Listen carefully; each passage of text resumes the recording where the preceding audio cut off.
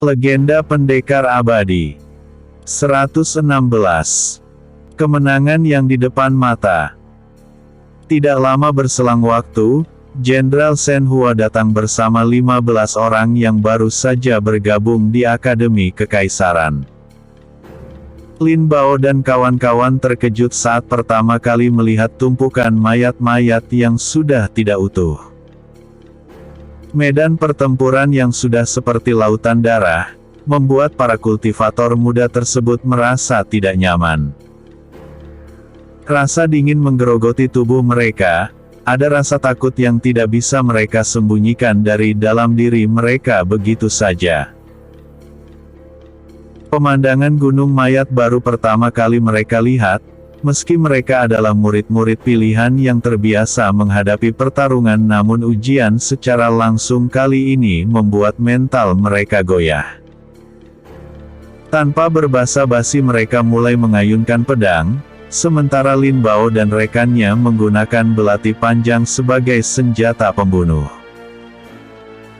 Kombinasi tenaga dalam dan teknik belati membuat orang-orang dari Sekte Belati Merah bergerak dengan cepat pada serangan jarak pendek. Sementara Jenderal Shen Hua setelah memberikan arahan segera menyusul Jenderal Zheng Zhou yang kini sedang berhadapan dengan jenderal dari Kekaisaran Wei. Pertarungan antar jenderal tersebut berada dalam jarak terpisah dari pasukan biasa. Kekuatan dan daya rusak yang ditimbulkan tidak dapat ditanggung oleh kultivator biasa. Lihat. Bukankah itu teknik tubuh ilusi? Seru Hu Qing yang tidak bisa menahan keterkejutannya. Lin Bao dan Xiao Han segera menoleh ke arah yang dimaksud oleh Hu Qing. Pada saat ini ia dapat melihat dengan jelas beberapa bentuk tubuh yang sama sedang berjibaku menghadapi gempuran orang-orang dari Kekaisaran Wei. "Ayo kita bantu ketua," ucap Lin Bao. Setelah berkata demikian tubuh Lin Bao dan dua sahabatnya segera menerobos prajurit musuh. Dengan semangat membara ketiganya bergerak menuju Lei Tian dengan menebas para prajurit yang berada di sekitarnya. Li Yifei yang menyaksikan pergerakan ketiga murid Sekte Belati Merah tersebut segera mengikuti mereka. Secara tidak langsung Lah juga tertarik dengan seseorang yang menurutnya cukup misterius. "Kalian, berhati-hatilah," seru Li Yifei kepada rekan seperguruannya. Ia juga tidak bisa membiarkan kawan-kawan mengalami kerugian. Dengan pedang kembar di kedua tangannya, Li Yifei bergerak seperti dewi yang sedang menari. Setiap kombinasi gerakan lembutnya mampu menebas musuh dengan sangat mudah. Bisa dikatakan jurus indahnya merupakan kado terakhir bagi prajurit Kekaisaran Wei sebelum menutup mata. Lei Tian yang kini sedang bertarung, terus memaksimalkan kemampuan tubuh ilusinya yang berhadapan dengan beberapa orang perwira dari pihak musuh. Meskipun dari segi kekuatan Lei Tian lebih unggul, namun menghadapi kepungan pendekar tingkat dewa bukanlah perkara yang sederhana. Duar, duar. Benturan kekuatan saling bertabrakan dan terus terjadi secara intens. Tubuh ilusi yang dikeluarkan oleh Lei Tian mengeluarkan energi petir yang seolah merobek langit. Dahsyatnya setiap pukulan tersebut membuat para prajurit menyingkir. Benturan energi dari Lei Tian dan lawannya menimbulkan gelombang yang dapat merusak apa saja di dekatnya. Jurus petir membelah langit, seru Lei Tian bersamaan. Seluruh tubuh ilusinya mengeluarkan teknik yang sama. Buem, buem, buem. Di tengah gempuran gelombang energi tersebut, suara guntur bersahutan memecah tekanan yang diciptakan sebagai perisai perlindungan.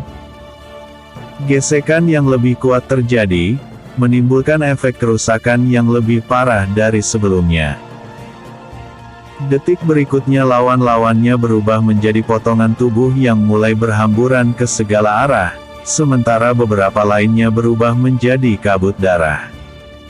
Pemandangan mengerikan ini disaksikan oleh banyak orang.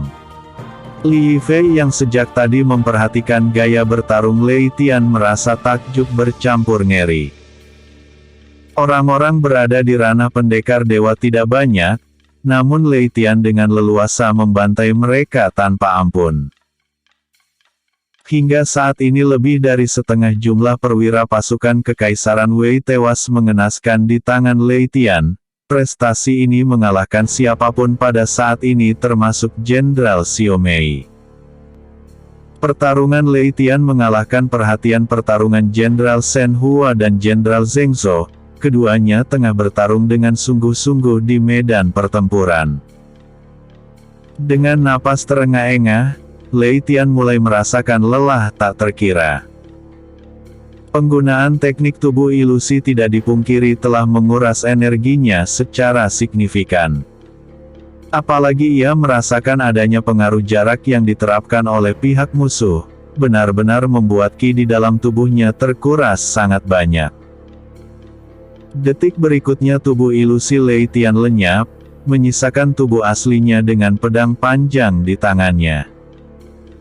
Untungnya di dalam tubuh Lei Tian terdapat kekuatan naga petir sebagai sumber energi utama. Namun akibat terlalu masifnya ia melakukan pembantaian pada waktu sebelumnya, kini ia mulai merasakan krisis energi di dalam tubuhnya.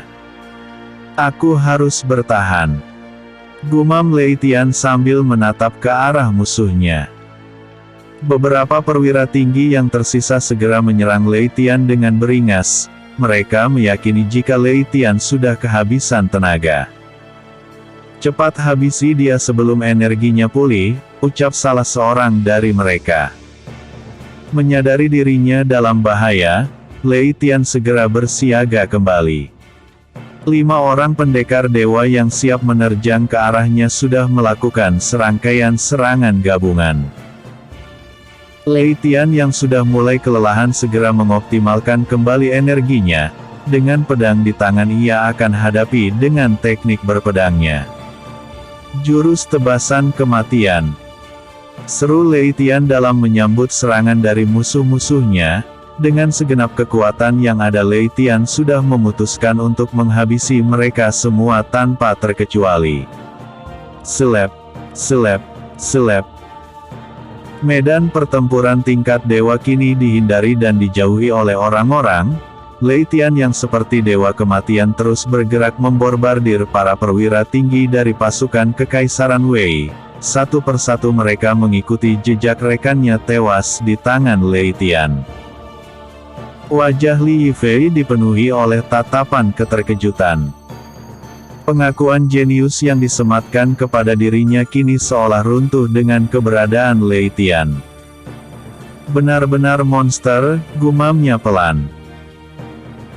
Li Yifei yang berada di ranah pendekar langit tingkat akhir tidak pernah menyangka jika Lei Tian memiliki kekuatan yang sangat dahsyat dan keberadaannya yang tidak pernah terekspos. Kekuatan pendekar dewa dibunuh begitu saja tanpa bisa melakukan perlawanan yang berarti.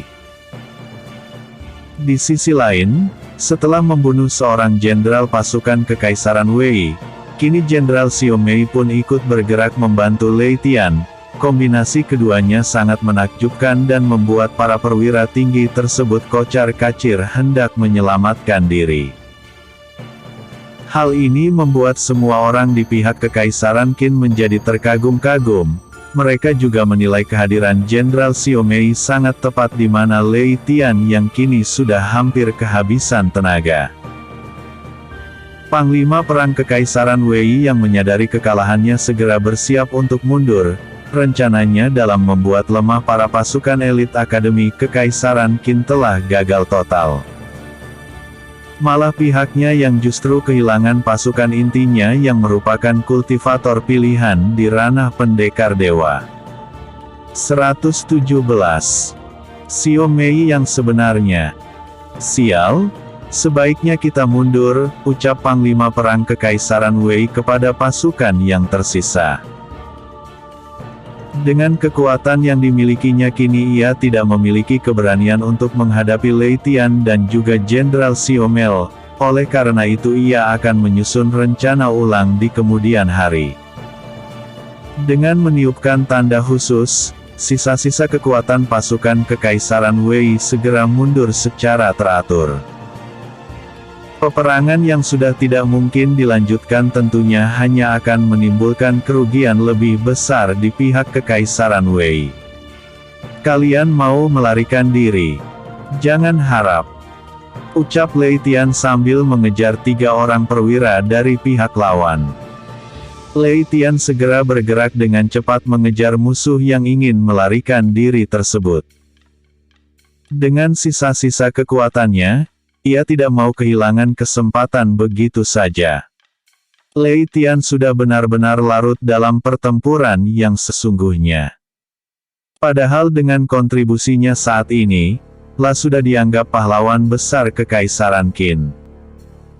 Poin ujian Akademi Kekaisaran pun sudah dengan gemilang ia lampaui, tidak ada siapapun yang mengingkari hal itu. 3 orang perwira tinggi tersebut melarikan diri hingga menjauh dari area pertempuran utama. Mereka bergerak dengan sangat cepat di antara tebing yang memisahkan daerah kekuasaan 2 kekaisaran. Matilah kau, seru Lei Tian sambil mengeluarkan jurus tangan kosongnya. Baam, tubuh salah seorang perwira Kekaisaran Wei tersebut terhempas beberapa meter sebelum ambruk ke tanah. 2 orang lainnya yang tersisa menatap penuh kebencian ke arah Lei Tian. Sepertinya tadi adalah tenaga terakhir yang kau miliki, ucap salah satu dari mereka dengan tatapan bengis. Lei Tian yang sudah kepayahan tersebut masih bisa berdiri dengan pedang spiritualnya sebagai tumpuan, peluhnya yang sudah mengkristal menjadi garam membuat matanya sedikit pedih. Baru saat ini ia mulai merasakan kelelahan dan kehabisan energi secara signifikan, di dalam tubuhnya energi naga petir mulai meredup. Serangan terakhirnya telah menghabiskan banyak energi cadangannya, kini ia hanya berharap kepada kemampuan fisiknya menggunakan pedang. Tiba-tiba Lei Tian merasakan kekuatan besar mendekatinya. Namun setelah memastikan jika orang itu adalah Jenderal Xiao Mei, maka Lei Tian merasa terselamatkan dari kondisi terburuknya. Kalian hanya mencari kematian, ucap Jenderal Xiao Mei dengan dingin. Melihat kedatangan seorang jenderal wanita yang kejam, membuat kedua orang perwira dari pihak Kekaisaran Wei tersebut ketakutan. Hal ini tentu saja mereka tahu jika wanita kejam tersebut bukanlah lawan mereka berdua. Ampuni kami, ucap kedua orang tersebut bersamaan. Namun Jenderal Xiao Mei hanya mencibir, seolah menikmati lawannya yang sudah meminta ampun. Jenderal Xiao Mei segera menebas kepala keduanya tanpa belas kasihan. Kalian tidak layak mendapatkan pengampunanku, ucap Jenderal Xiao Mei sambil menyarungkan pedangnya. Pada saat ini Lei Tian bisa bernapas dengan lega, musuh terakhirnya sudah dibasmi oleh Xiao Mei. Terima kasih Panglima, ucap Lei Tian dengan penuh rasa hormat. Sebaiknya kau pulihkan tenagamu terlebih dahulu, ucap Jenderal Xiao Mei penuh perhatian. Baik Panglima, sahut Lei Tian yang sudah menurunkan kewaspadaannya. Sejenak kemudian Lei Tian segera mendudukkan dirinya yang sudah sangat lemah, dengan beristirahat beberapa saat La pasti akan pulih kembali. Tanpa ragu Lei Tian segera mengatur posisi untuk berkultivasi, sambil memejamkan mata ia menarik napas dalam-dalam sebelum tenggelam dalam teknik kultivasinya. Xiao Mei memperhatikan sekitar, setelah dirasa situasinya tepatlah menatap Lei Tian dengan senyum jahat. Meskipun Lei Tian sudah berjasa dalam pertempuran kali ini, namun Xiao Mei tidak bisa terima dengan kecemerlangan Lei Tian. Ia beranggapan jika di hutan tidak boleh ada 2 singa yang berkuasa. Oleh karena itu, menyingkirkan Lei Tian sejak dini adalah pilihan yang tepat. Dengan bakat mengerikan yang dimiliki oleh Lei Tian, tentunya ia hanya akan menghambat cita-cita Xiao Mei. yang ingin menjadi penguasa kekal Saran Qin. Pada saat ini pikiran jahat melintas di pikiran Xiao Mei. Jenderal wanita itu melihat kondisi Lei Tian yang kepayahan malah menjadikannya sebagai peluang bagus untuk menyingkirkannya. Hal ini adalah peluang terbaiknya untuk menyingkirkan talenta berbakat dari klan Lei tersebut. Sekuat apapun Lei Tian, ia pasti memiliki titik lemah.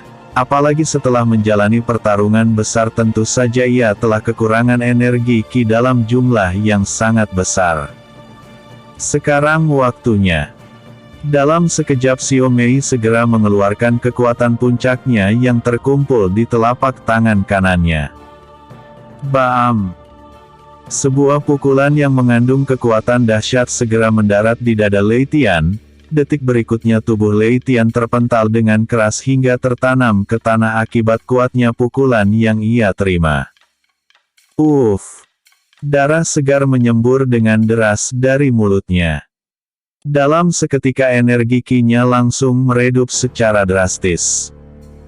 Lei Tian yang tidak siap dengan serangan dadakan tersebut merasa dirinya telah melewatkan satu hal.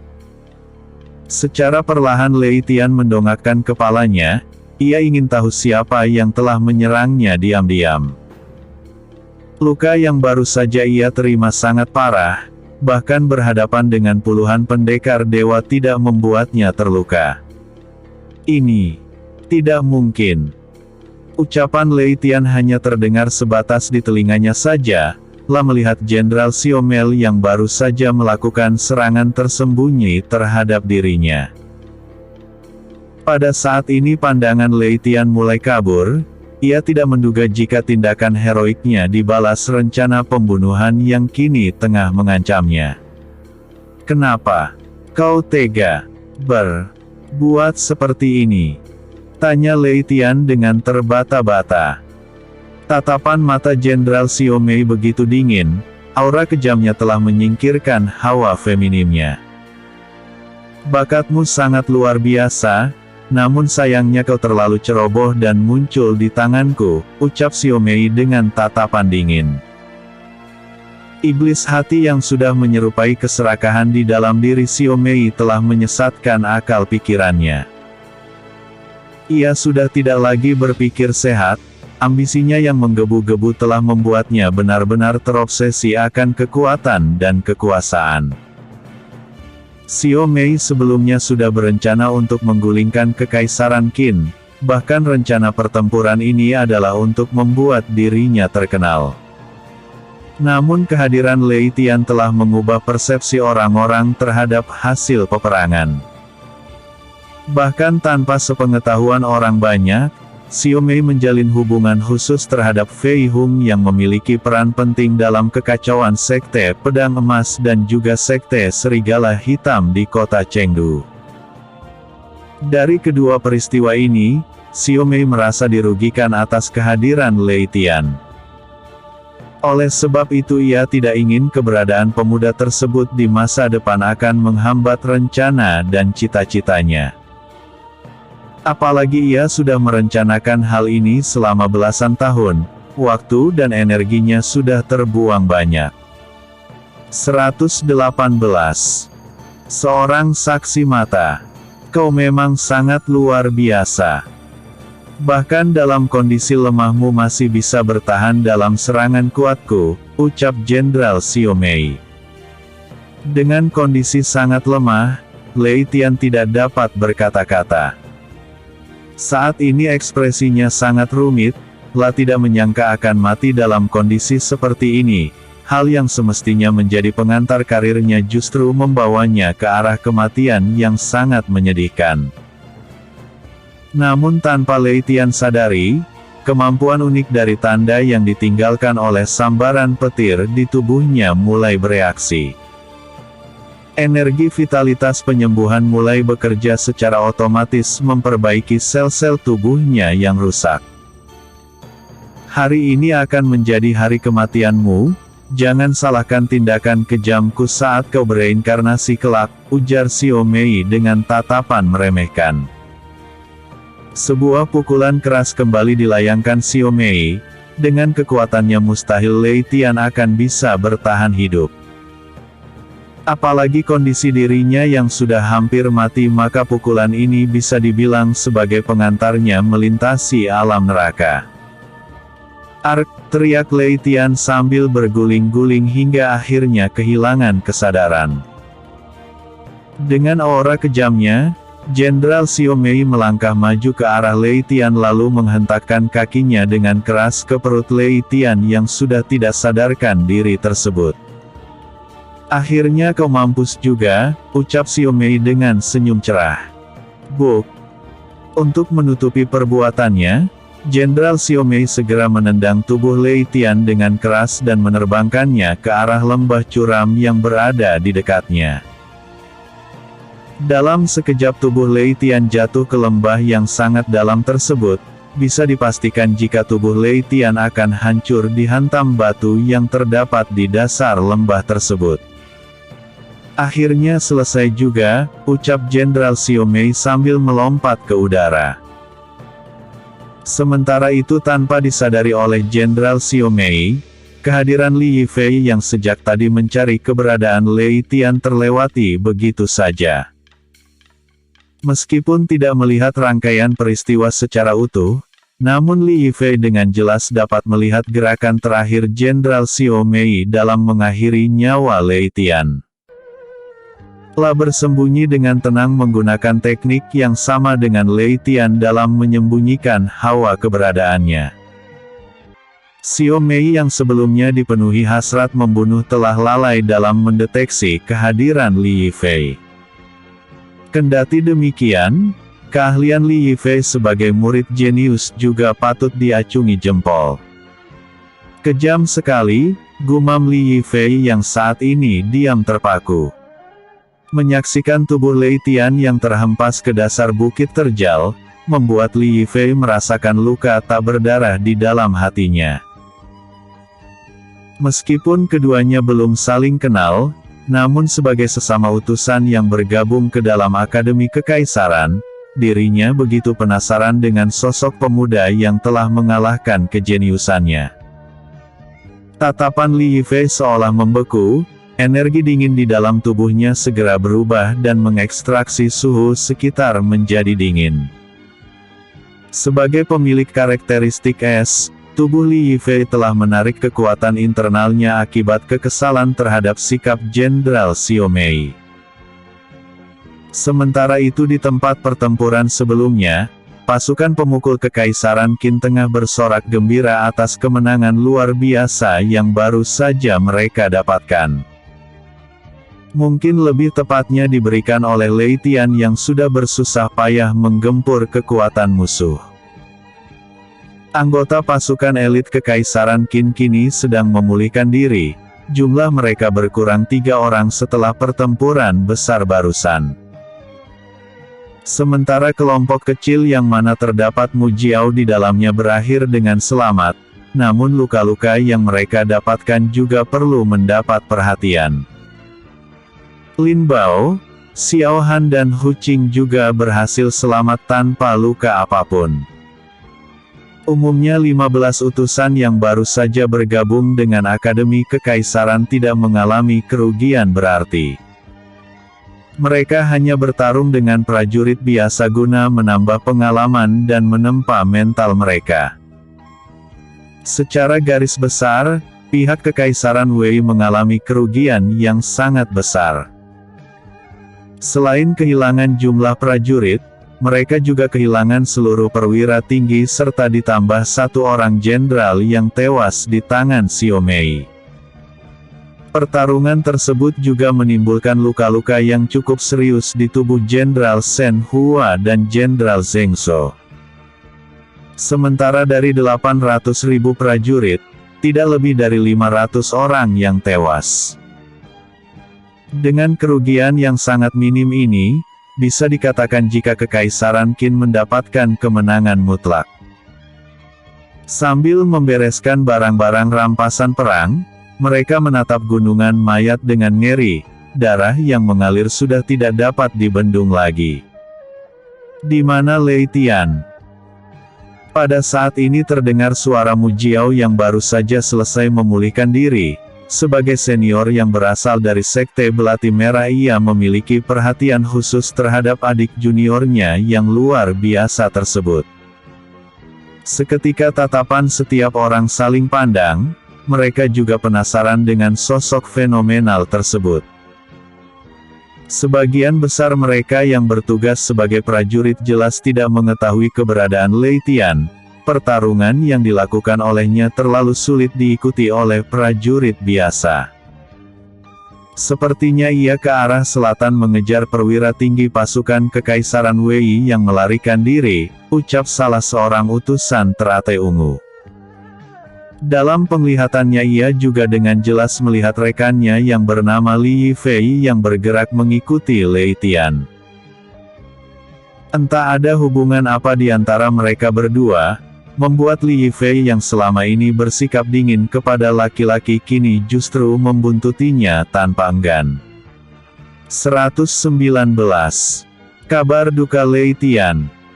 Lei Tian sudah tidak merasakan apa-apa lagi, tubuhnya yang terluka dengan sangat parah jatuh tepat di depan mulut gua. Bruk. Tubuh Lei Tian tidak bergerak sama sekali, namun kehadirannya telah membuat seseorang terusik. Orang mati. Gumam orang tersebut sambil berdecak menyayangkan, setelah sekian lama ia mengasingkan diri baru sekarang bisa melihat kembali makhluk hidup dari jenis manusia. Tubuh Lei Tian dibiarkan begitu saja, lelaki sepuh tersebut masih bergeming dan memejamkan matanya kembali dalam posisi berkultivasi. Sebagai seorang kultivator ulunglah dapat merasakan jika di dalam tubuh Lei Tian tidak terdapat fluktuasi ki maupun vitalitas kehidupan, bahkan ia bisa merasakan tubuh Lei Tian yang terluka parah. Sementara itu di medan pertempuran utama, setelah menunggu beberapa saat tidak melihat Lei Tian kembali dari arah yang ditunjuk oleh rekan Li Yifei tersebut, kini perasaan semua orang menjadi gelisah. Namun di tengah kecemasan orang-orang, Li Yifei muncul dengan wajah sedih dan sikapnya yang aneh. Apa yang terjadi?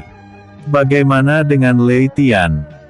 Pada saat ini suara tanya dari Mu Jiao tidak tertahankan, dengan penuh kecemasanlah menatap Li Yifei penuh penasaran.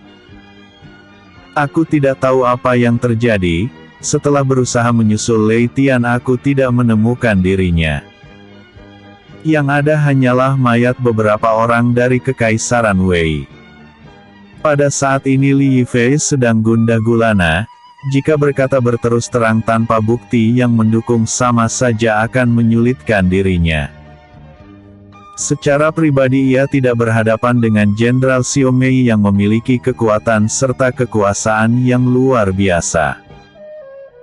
Apalagi Li Yifei menilai hal ini juga bisa melibatkan Sekte Teratai Ungu yang menjadi rumahnya. Dengan kekuasaannya Jenderal Xiao Mei bisa dengan mudah menindas Sekte Teratai Ungu. Jadi ia tidak ada? Tanya Mu Jiao dengan ekspresi serius. Li Yifei hanya mengangguk pelan, ekspresi rumit tergambar di wajah cantiknya. Orang itu sudah tiada. Kita sudah kehilangan pahlawan muda Akademi Kekaisaran, terdengar suara Jenderal Xiao Mei memecah keheningan kerumunan pasukan elit. Aku sangat menyesal karena kedatanganku terlambat, dari kejauhan aku melihat tubuh Lei Tian yang sudah tidak berdaya ditendang dengan keras ke arah dasar bukit curam, ungkap Jenderal Xiao Mei memberikan keterangan. Apa? Betapa malangnya pemuda itu. Keterkejutan demi keterkejutan keluar dari mulut anggota pasukan elit, mereka jelas kaget atas keterangan yang baru saja disampaikan oleh Jenderal Xiao Mei barusan. Sebaiknya kita memeriksanya sekali lagi, ucap Xiao Mei kepada anak buahnya tersebut. Baik Jenderal, jawab mereka dengan kompak. Xiao Mei segera berjalan menuju tempat pertarungan terakhir Lei Tian. Namun sebelum dirinya bergeraklah menatap Li Yifei dengan tatapan dingin. Li Yifei yang ditatap seperti itu merasa ketakutan hingga ke tulangnya, namun ia berusaha menutupinya agar tidak dicurigai oleh Jenderal Xiao Mei. Tidak lama kemudian, Jenderal Xiao Mei dan anak buahnya tiba di tempat yang dimaksud. Bekas pertempuran dan mayat dari petinggi Kekaisaran Wei tersebut menjadi saksi bisu. Banyak yang tidak menduga jika Lei Tian gugur di medan perang, aksi heroiknya harus dibayar dengan nyawanya sendiri. Namun hanya Li Yifei seorang yang melihat kejadian sebenarnya, kejadian yang berada di luar perkiraan semua orang. Melihat adanya jejak pertarungan membuat mereka percaya, apalagi sabetan pedang yang terdapat di tubuh dua orang perwira tinggi berasal dari teknik yang biasa digunakan oleh Jenderal Xiao Mei. Hal ini menandakan jika Jenderal Xiao Mei datang terlambat dalam menyelamatkan Lei Tian. Ditambah mereka semua mengetahui kondisi terakhir Lei Tian yang sudah mulai kelelahan akibat pertempuran besar yang ia lalui sebelumnya.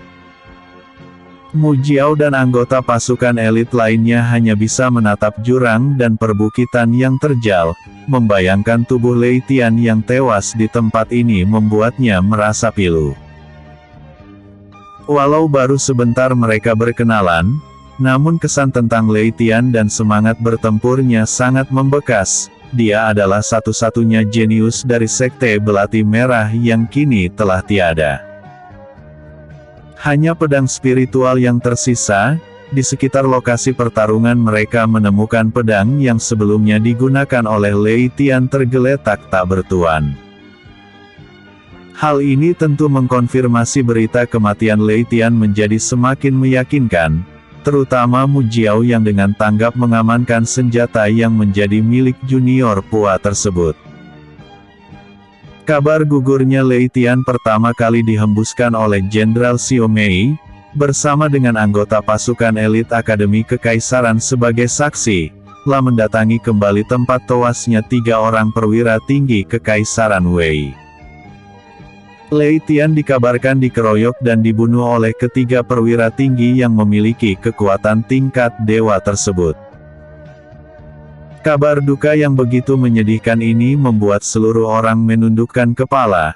Dibandingkan dengan hasil kemenangan yang gemilang, berita ini membuat orang-orang merasakan kesedihan yang mendalam. Kemenangan ini lebih layak ditujukan kepada Lei Tian, namun kematian dirinya membuat kemenangan yang seharusnya dirayakan berubah menjadi peringatan kematian. Di balik perasaan duka, hanya Jenderal Xiao Mei yang terkesan kaku. Kepuraannya beberapa saat yang lalu ia tunjukkan semata-mata untuk menutupi boroknya. Xiao Mei yakin dengan seiring waktu, sosok Lei Tian akan dilupakan oleh semua orang. Apa yang terjadi hari ini hanyalah luapan emosi saja. Sehebat apapun orang mengagumi sosok pemuda yang baru muncul tersebut, tetap saja mereka tidak memiliki hubungan kejiwaan yang dekat. Hal yang perlu dilakukan oleh Xiao Mei adalah fokus ke jalan utamanya. Pencapaiannya selama ini harus ia wujudkan dengan keberhasilan mewujudkan cita-citanya. Setelah kegagalan membungkam kekuatan Sekte Pedang Emas yang nyatanya adalah tempat telah dibesarkan, kini ia harus memiliki strategi lain. Sudah menjadi rahasia umum jika sektenya tersebut adalah pendukung utama Kekaisaran Qin. Setelah Sekte Serigala Hitam musnah, maka keberadaan Sekte Pedang Emas menjadi semakin kokoh. Rencana yang sudah ia jalani dengan Fei Hung gagal gara-gara kehadiran Lei Tian. Mulanya Fei Hung bertugas mengadu domba kedua sekte, sementara Xiao Mei berperan dalam menahan pasukan Kekaisaran untuk membantu konflik di kota Chengdu. Dengan alasan peperangan di perbatasan, Jenderal Xiao Mei membawa seluruh kekuatan utama bergeser ke gerbang timur. Hal ini sesuai dengan rencana Fei Hung juga yang sudah mengatur kondisi di Kekaisaran Wei. Dengan posisinya sebagai mata-mata kepercayaan Kekaisaran Wei, ia sering mengirim berita provokasi agar Kaisar Wei Sheng bertindak reaktif terhadap keadaan di perbatasan. Isu sumber daya di Provinsi Jiangsu hanyalah bumbu yang digulirkan oleh Xiao Mei dan juga Fei Hung. Keduanya sudah melakukan kesepakatan khusus untuk melakukan rencana yang sudah mereka sepakati untuk menguasai wilayah kekaisaran masing-masing. 120. Kondisi tubuh istimewa. Tanpa siapapun yang mengetahui, Lei Tian yang dikira sudah meninggal kini masih terbaring lemah tanpa daya. Tanda di dadanya mulai bergetar secara halus seiring berjalannya waktu, untaian energi vitalitas mulai terbentuk kembali berdenyut memberikan tanda-tanda kehidupan. Hingga menjelang gelap, denyut jantung Lei Tian mulai berdegup kembali.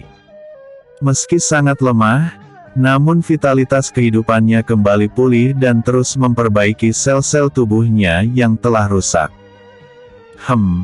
Menarik. Sangat menarik. Lelaki sepuh yang semula cuek, kini segera bangkit mendekati Lei Tian. Memperhatikan dari dekat, seorang pemuda dengan pakaian yang bersimbah darah dan bau amis yang pekat. Oh, tulang naga. Pantas saja anak ini bisa bertahan hidup setelah terhempas ke tempat ini, ucap lelaki sepuh tersebut penuh keterkejutan.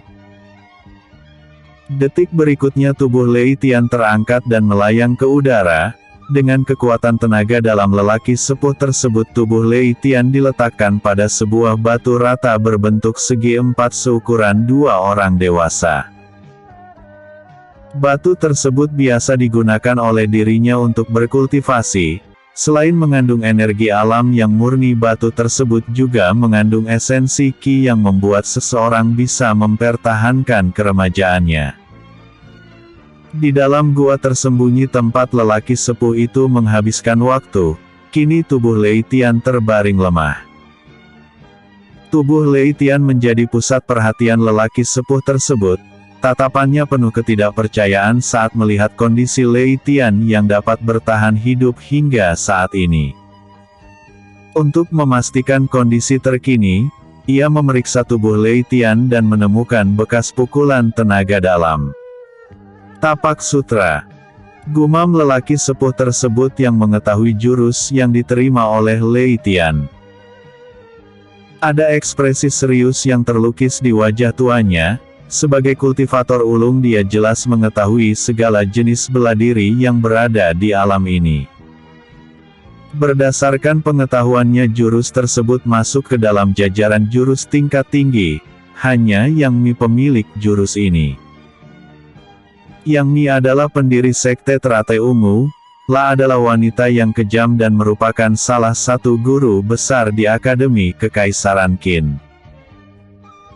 Bersama dengan Qin Zhang, Zhu Kal serta Hu Yitian mereka merupakan empat pilar pelindung Kekaisaran Qin. Mereka berempat mendirikan Akademi Kekaisaran yang menciptakan bakat kultivator terkuat sebagai penerus mereka. Tulang naga. Memang luar biasa, bocah ini sungguh dikaruntal langit, ucapnya pelan sambil menganggukkan kepalanya.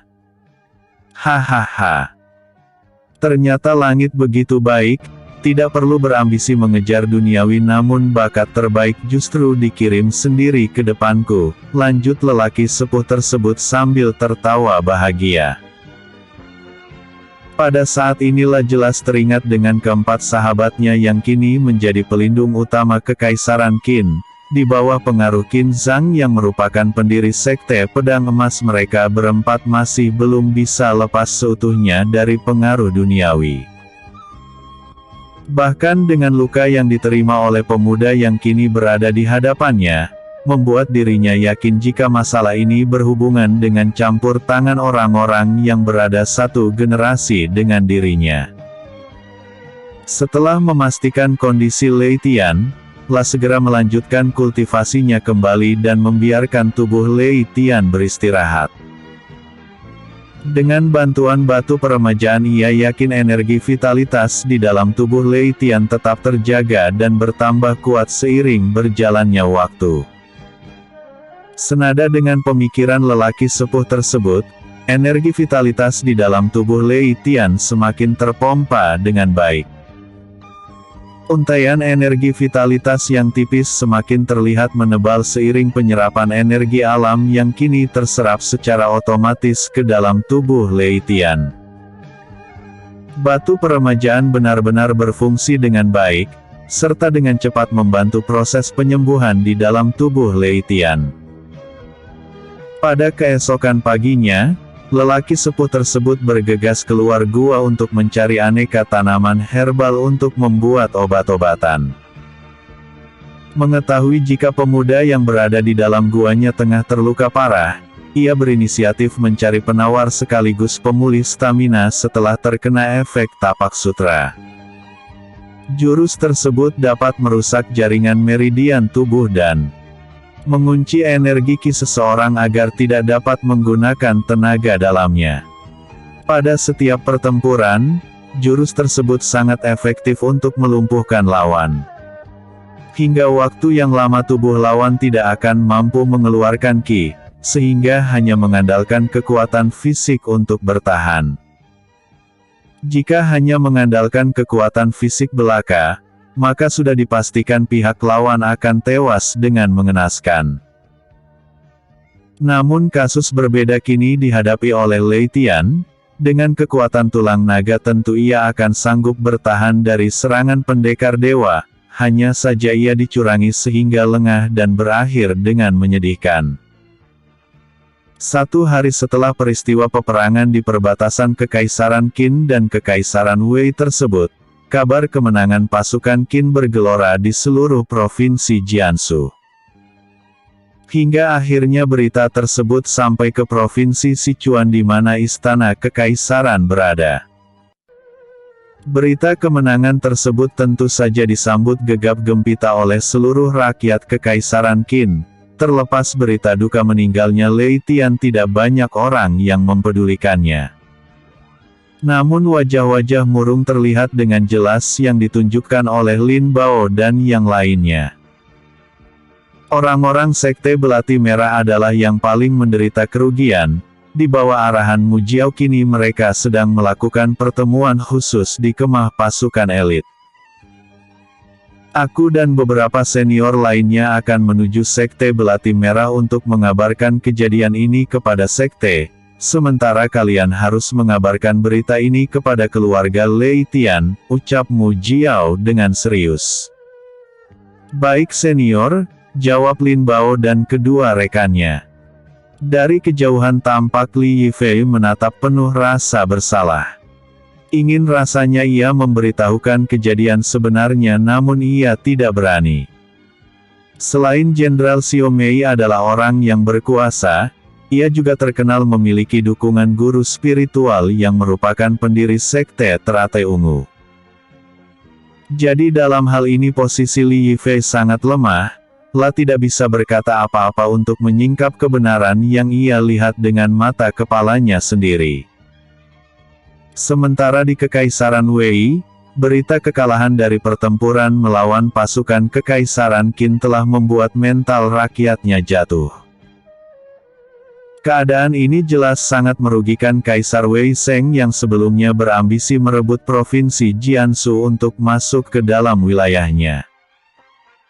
Hanya saja keadaan ini menjadi angin segar bagi Fei Hung yang sudah berencana melakukan pemberontakan bersama pasukan aliansi yang sudahlah bentuk sebelumnya. Sebagai mata-mata yang handal, Fei Hung memanfaatkan koneksinya untuk membangun pasukan bawah tanahnya yang merupakan aliansi dari beberapa orang yang tidak sehaluan dengan Kaisar Wei Sheng. Dengan kehilangan ratusan ribu pasukan, serta tewasnya para perwira tinggi jelas kerugian yang tidak bisa ditanggung oleh Kaisar Wei. Belum lagi ia juga harus kehilangan jenderal utama, sementara beberapa jenderal yang sehabis melakukan pertempuran juga tidak dalam kondisi terbaik. Mereka mengalami luka-luka yang serius dan membutuhkan perawatan untuk memulihkan diri mereka. Bersambung 121. Berduka untuk lelaki yang sama.